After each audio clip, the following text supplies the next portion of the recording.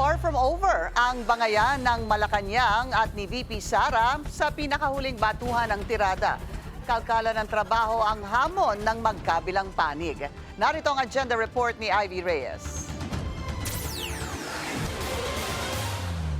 Ayon na rin sa RA 6713, public office is a public trust. So dapat ipalam ano ang naging magandang resulta sa pagtatrabaho. Kung walang mai-report, baka walang natrabaho. Huwag nang magpaligoy-ligoy pa. Sa ilang linggong batuhan ang tirada ni Vice President Sara Duterte at ng Malacanang, isa lang daw ang tanong ni Palace Press Officer Claire Castro. Nasaan ang ebidensya na talagang nagtrabaho ka? Nitong Hunyo kasi, inamin ng bise na personal trip ang kanyang pagpunta sa Australia at Malaysia. Pero dahil siya naman daw ang nagbayad ng trip expenses, wala raw siyang responsibilidad mag-disclose ng impormasyon. At bukod sa perfect example daw ng isang bobo ang pahayag ng palasyo tungkol sa kanyang mga biyahe, hindi siya kundi ang gobyerno ang nagtatago sa mga issue. That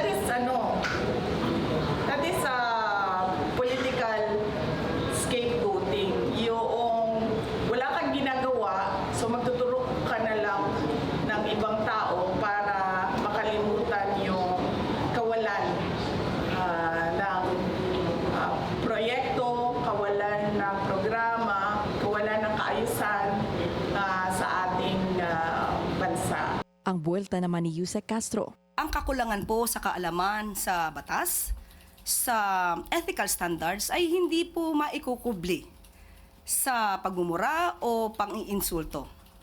Simple lang naman po, bakasyon o trabaho. Siya naman po ang nagbanggit na nagtatrabaho. Not on a holiday.